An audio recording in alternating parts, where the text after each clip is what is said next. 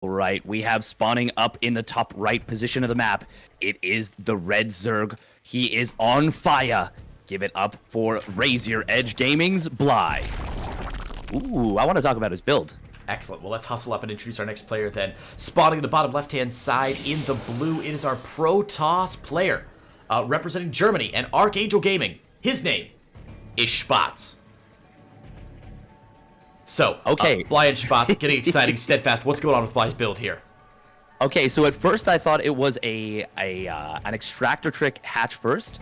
So that's one where you get the hatchery out at 15 supply. And you cut your first overload. It gets out quite a bit quicker, means you don't have to worry about getting hatch blocked. But that is not going to be the case. He did extractor trick to go up to a 17 hatch. Still built that overlord though. And now he is looking to go for a hatch block at his opponent's natural. Yeah, he is. That drone is going to get in. It is going to be seen a little bit late here, but he's going to get down, and that probe not going to be in time to block it down. Nicely done. That is one of the ways that Bly loves to play. If he plays standard, there's always a little bit of mustard on it, always a little bit of a twist, and this is one of those ways that, that he can disrupt his opponent. We are going to see Spatz respond with 6 probes being pulled. That is enough to out DPS the health of the hatchery. But until that Zealot comes out, you don't really take it down quickly. Oh man, oh boy. Ooh. That Zealot going the wrong direction right there for a little bit. Bit of a mistake for Spatz there, setting that Zealot out on a casual walk through the gardens of Everdream. Finally calls it back though, and that will of course force a cancel out of Bly's, I don't know, we'll call it third hatchery. Evo. Oh, not quite. Yeah, as you said, Steadfast, he was trying to grab that Evo chamber on top of the creep that does generate before the hatch finishes completely. And you can still cancel it, but didn't quite get it there. Nice collapse by Spatz, and Bly's initial, I don't know, that's not aggression. His initial build order japery is ending. Exactly, and I want to point out why that was really great from Spatz. So at first he had all of his probes lined up on the top side of the hatchery, but then as it got close towards going down, he set them up in a way where it was arrayed in a surround. So he was able to make sure that drone was fully surrounded as soon as he A-moved the remainder of those units. And, we saw it ended up going down, not even able to slip through the little cordon, the little barricade, and maybe turn into a gas, maybe continue to force that Zealot to stay home. And now we see, Spatz getting that kill. Yeah, nicely defended by Spatz. That's, doing just pretty much everything you've got to do to prevent that from really slowing you down. In the early game. Good drone saves there by Bly. Spatz is adept. Won't be able to find... Oh my god, it's not going to get a single kill, is it? Look at that. Look at that. No kills. The adept will shade away by the skin of its teeth with 5 health left. But that's going to be all as we look at this game going into a bit of a more normal mid-game, it would appear. Steadfast. It's normal for Bly, I guess. Normal for Bly, yeah. He is going to be going up to a very quick layer as well as ling speed and additional queen, so no third hatch just yet. Are we going to see a Nidus? I am thinking we just might. Excellent. Now, Steadfast, for those of us who might be just tuning in to DreamHack but don't watch StarCraft every day, what are the warning signs that your Zerg opponent is going for an early Nidus play? Some of the warning signs include you're playing against Bly. Okay, that's a good one. No, there's a lot of little things. Seeing no third hatchery, that's going to be a big one. Scouting this extremely early layer. Seeing an early second or third gas. Seeing that there is a big queen count. Seeing larva being banked up. All of these can be little things that on their own don't necessarily mean Nidus, but when you combine 2, maybe 3 of those things, it does tend towards that likelihood. Nice. We see Bly adding on some overseers here, and ooh, he is going straight to Infestation Pit with the Oracle on the way. So how do you like Spatz's response so far? Based on what he's seen, he's got an Oracle, he's got a Phoenix, he's going Twilight Robo. Is this the correct response to the information that he has so far? To be honest, it's hard to say whether there's a correct or incorrect response because he hasn't gotten that much information yet. Now, seeing that early layer, it does mean you probably want to tech up a little bit, and so I do like both the Twilight Council. I really like actually this quick Port Prism, as that is going to allow him to get very defensive. Oh, actually, okay, we're going to be seeing an Archon drop coming down. Archon drop is a very interesting play. The Nidus Swarm, of course, about halfway done now at Bly's base, and he's going Swarm Host Nidus. No surprises with the Infestation Pit down. That's going to be the play from Bly. Bit of an older school build. I see less and less Nidus Swarm Host as the days go by. But the revelation on the Nidus, and now Spatz should know, as long as he keeps these Overlords out as far as he can, he keeps scouting around his natural, he should be able to find out where these Nidus exits are and try and prevent the Swarm Host from getting in. Now that being said, that is a really important thing. Is this Phoenix just seeing in time, and this is actually really great because the Phoenix is going to be able to target down maybe 2 or 3 of these locusts before it gets down. And I wanted to say the Archon drop can actually be so useful against these locust waves because you can draw them out early. And well, oh man, the Warp Prism, he doesn't lose anything. Yeah, beautifully played there by Spatz. Good scouting, good response times, and it's going to force another Nidus exit out of Bly at the usual spot, and this should be, of course, picked up pretty quickly by Spatz. Honestly, I'd be surprised if Spatz didn't even scout it and just rotated his army down to deal with it. He must know that this is going to be the next point of attack for Bly, and there it is. The Oracle on a direct path. He knows. He knows what's up. Yeah, he does, and he's going to get on top of this. Now, one thing I didn't notice, he did actually lose. Oh, this is what I was looking for, by the way, was baiting out those locusts. And that is so nice, but it was only a partial launch from the towards the main. The rest are coming in towards the natural. And, well, they are going to go to work on some probes. Already getting a couple of workers. Make it 6 probes. 7, 8 probes. Oh, man, locusts do so much damage. Such high DPS units. Not only are locusts terrifying, but that was great micro from Bly. If you saw those locusts, it turned back to fire against the enemies, as their AI generally does. If something's attacking you, you're programmed to attack it back first. And Bly was then manually making them retarget some of those probes at the end to try and deal with it. But the real problem is going to be right now, Bly has done some cute economic damage done to Spatz, but his army supply is only at 70, and that's mostly tied up in these swarm hosts and a lot of queens. How much danger is Bly in as this attack from Spatz hits? He is in so much danger, and that is why I love this Evo Chamber wall we're seeing out of him. Oh, Spatz has got to disengage as these locusts are launched. He's just going to go for it. He's just going to try and bulldoze right on through. Bly's army supply very inflated right now with those swarm hosts, and we are going to see Spatz start to break through. The War Prism gets taken out. Nice snipe by Bly, and that is going to make what was maybe an unholdable defense a lot more viable. And, well, a lot of probes just went down on the other side of the map. Yeah, Talk me through what is happening here, Creighton. Yeah, that Warp Prism snipe was a keystone of Spatz's build. Without the Warp Prism, you can't juggle units, you can't reinforce from the front lines, and it gives the Zerg player a strict defensive advantage. What the Warp Prism basically does is negates any defender's advantage from the opponent, because it allows you to reinforce from the front lines, and now there's no recall available, there's nothing left. Spatz gets destroyed there. Bly holds easily and grabs game number 1. A lot to talk about there, Steadfast, but as you said, I think the War Prism snipe was crucial, and most importantly, of course, we saw Bly keeping those a couple of those swarm hosts on the other side of the map. I think 16 probes went down while Spatz was attacking in, and it was just too much, and Bly grabs game number 1. Probably the result we expected, but not necessarily in the manner that I thought that game was going to go down. I mean, a very Bly-esque play for sure, but it definitely seemed like Spatz had an opportunity there.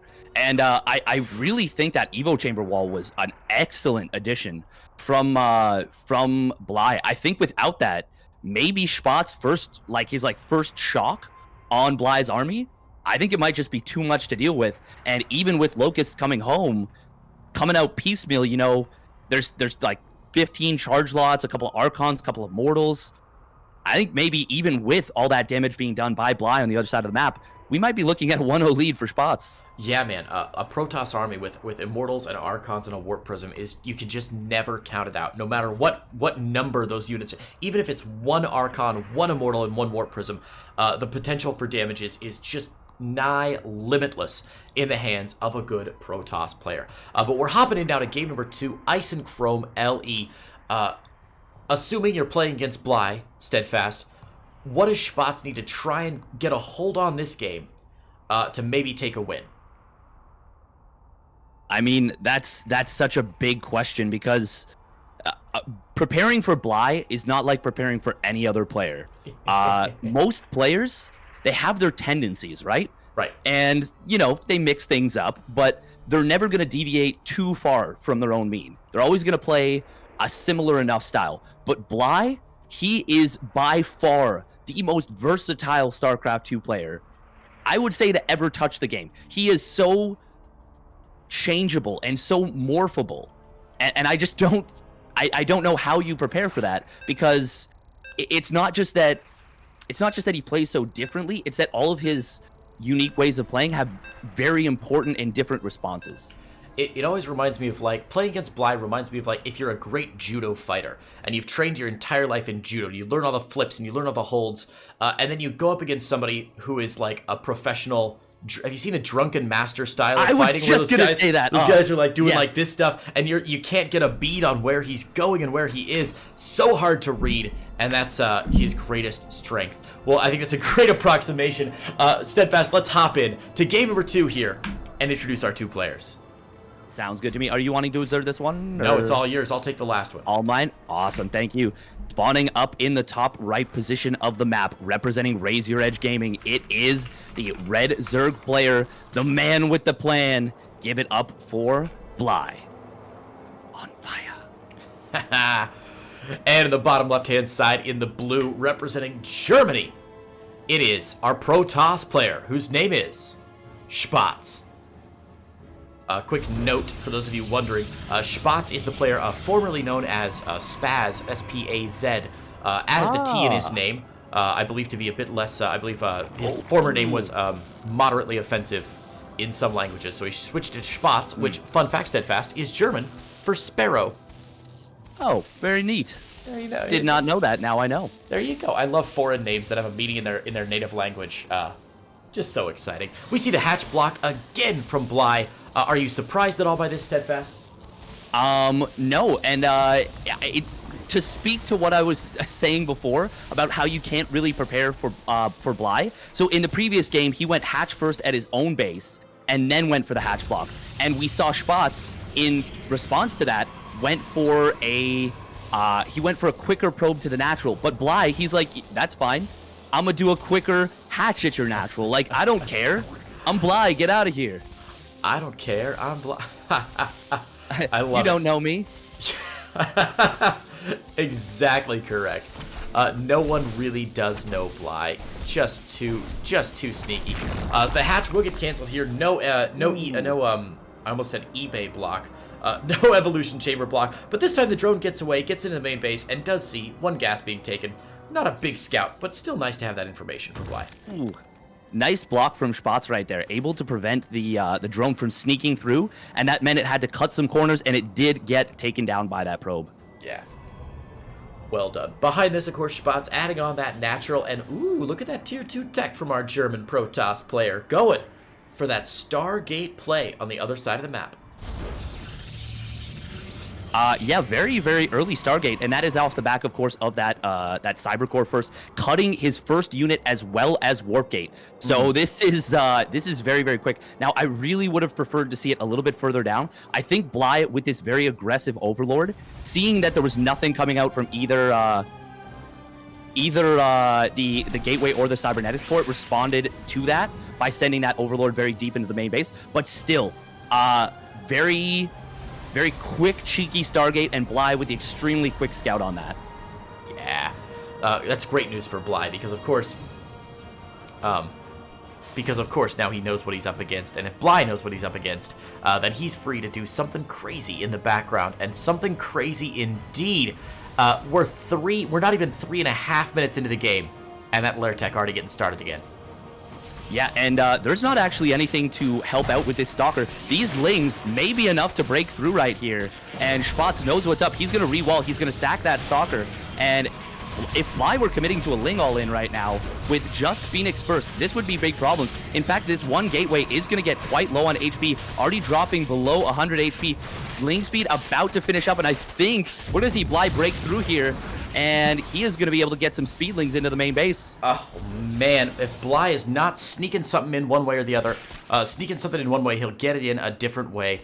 Roach Warren already down. That Lair Tech about to finish. He's going to follow this up with Speed Roaches as well. So while the Lings don't do any real damage, they get the full scout on what Spatz is up to. Spatz's Gateway has not, or pardon me, Spatz's early Stargate has not gotten anything done yet. That Phoenix just completely irrelevant to this game. I want to point out a really nice micro move from Spatz here to save a few of his probes. So there was one probe that was being targeted down as things got a little bit messy with just, oh, this is great. As things got a little bit messy with the way his workers were, he had it on the wrong side and it was surrounded by the Lings of Bly, and he just was like, you know what? Nope. Pop right into the gas, saves it, keeps it alive, and then some excellent micro at the natural, able to keep all of his probes alive, so he doesn't lose even a single probe right there. You know, it's amazing, Steadfast. We talk a lot about these players, and it's very easy when every single group of the tournament is jam-packed with amazing players. It's easy to look at a player like Spatz and say, well, you know, his record isn't this great. He hasn't been playing good. Maybe he's just not that good of a StarCraft pro. And then we see moves like that, and we all just have to remember how incredibly talented every single person in this tournament is. Nice pull there from Bly that Stasis were not going to get a lot done, but of course the Oracle still alive. Overseer pops in to get a big read on things, but shouldn't make it over to this. Is he going to make it over? Does he see it? Does he see it? He'll see it. Wow, Bly does make it over and sees that second Stargate. And immediately we see a Spire start out, and Bly loves to respond to double Stargate with Corruptors. He has always been fond of responding that way, and that's a very unique response. A lot of players not a big fan of that. Yeah, I like the Spire play, though. I love that he's still keeping Roach speed going behind this. Speed Roaches can still be really terrifying against Stargate builds because, of course, there's just nothing on the ground. I mean, look at the, and I'm going to use giant air quotes here, look at the ground army for Spatz right now. An Adept and 2 Zealots. Everything else being ported to those Phoenix. And, of course, the Phoenix rely on removing big units from your opponent's build. But with a large Roach Ravager push, there's simply going to be none of that. Now, he does get in. I think, did he spot that Spire? He did not spot the Spire. He did not. Actually, that is, oh, wow. I thought for sure he would have seen that, but no, he did not. I knew, it was one of those where I knew it was going to be just close enough where, very close. So interesting, lack of a scout there from Spatz. So Bly's going to lose a few Overlords here. Probably, yeah, no transfuse energy available. And maybe some Queens. And this is exactly what Spatz needs to do. Create damage, create confusion, and pick off these high-value units like the Queens, like the Overlords. Oh my god, that last Queen getting barely saved. But that's exactly what Spatz needs to do and stay active with these Phoenix. He does lose one of the Phoenixes, though, a little bit overzealous right there. And, well, Bly, he is going to be going into Corruptors, but because he's only on 2 bases, his economy not roaring by any stretch, only on 44 drones as well, he can only afford 6 Corruptors, 4 at the very first shock, and that means that, well, if Spatz can find 1 or 2 of these on their own, he may be able to prevent things from getting out of hand. Oh, these Queens getting a little bit too far forward. Yeah, there are not enough of them to contest these Phoenixes. Oh no, and this is where Phoenix Graviton Beam energy feels like it's endless, even though it's not. The Corruptors arrive, but it's just in time. The last Queen can get picked off here. How many Queens lost is that? Zerg players, I want you to cover your eyes before I show this unit's lost tab. Don't look. Don't look, Zerg players. Don't look. Okay, you can look again. It's still ugly. For anyone who's not a Zerg player, I hope you enjoyed that screen. Zerg players, I'm sorry. That was such an unfortunate timing for Bly. His Queen's not in position underneath a Spore. He loses all of them, and that means his Corruptors, which would have otherwise been very, very difficult to take out. 2 of them get sniped as they exit, and another one will potentially get picked off here, even without +1 attack on these Phoenixes. Yeah, wow. Which he does have about to finish up. Corruptors in these small numbers are having a really tough time. Yeah, this is really surprising. Bly struggling to respond to these Phoenix very well. You know, I thought maybe he was going to go for just a Roach Max and say, damn the torpedoes, we're going to go forward and just hit with Roaches. But now these 3 Stargates from Spatz pumping out so many Phoenix. Now behind this, Spatz's building count is pretty low. 2 gates, first Robo on the way. So he doesn't have a lot of production unless it's going to be for air units. Man, how do you play against Mass Phoenix as a Zerg player, Steadfast? Well, I do like the way that Bly is sharking around. He's trying to get his vision as much as good as possible. Seeing this, well, this is actually just a fantastic scout for Bly. He's gonna see a big gateway transition. Yeah. He saw that 3rd Stargate, and oh, these Phoenixes getting a little bit caught right here. Yeah, great scouts from Bly on the other side of the map there, and he's moving across now. We can see some pressure at the natural, some pressure at the third as this battle in the middle goes past.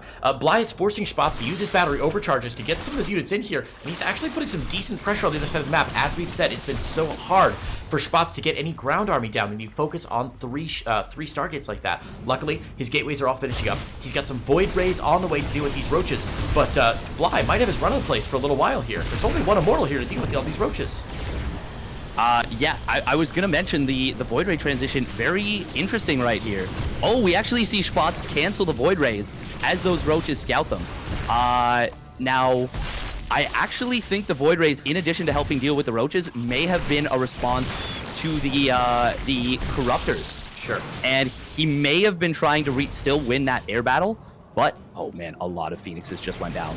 Oh dear. And you know, earlier I showed a units lost tab that had a lot of queens missing, and I told the Zerg players to cover their eyes. Protoss players, it's now your turn. Zerg and Terran players, enjoy this units lost tab. The number of Phoenix lost right now for Spatz is terrible. Okay, Protoss players, uncover your eyes. Everything is fine again, for now. The good news for Spatz is he's up on workers. He's even on bases. His economy's looking pretty solid, man. He's had an economy lead for the last 2 minutes of the game, you know, no problems. And for most of the game, he's been economically ahead. And now he's showing the prowess or the power of a strong economy by pushing with a pretty scary gateway army after this big gateway transition. The one thing I will say is there's no blink on these Stalkers, and that makes them so much less effective. He will snipe the Roach Warren, as it is pretty far forward, and Bly did not have enough to contest that. Ooh, Corrosive Bile will grab a Phoenix. Tell me what's going on in this fight. Yeah, it's all going to come down to Corrosive Bile dodges here, but Spatz, I think, more or less all in at this point, not producing anything back home. Corrosive Bile's getting a slam down on the army here, but those are some good force fields. Force fields roaches trapping him in with these Stalkers, but the Roach and Ravager army still pretty large. I love the transition that Bly is making now. He can't build roaches, but he's still cranking out a lot of lings. If he can slip those lings behind the Stalkers, he can trap them in and catch them with some of these Corrosive Biles, and that could be a big turning point, but it's very difficult to execute that move properly. So just showing you right there, the Corruptors did snipe the Nexus on the other side of the map, and that is the problem with letting those Phoenix get taken out. Bly coming in from the back with the Corruptors, gonna snipe the War Prism. He's gonna be able to get a full surround on the army. Corrosive Biles landing home, no blink to escape for Spatz. This is it for his army, but Bly is so low on economy, but it just doesn't matter. Did you see Spatz dancing his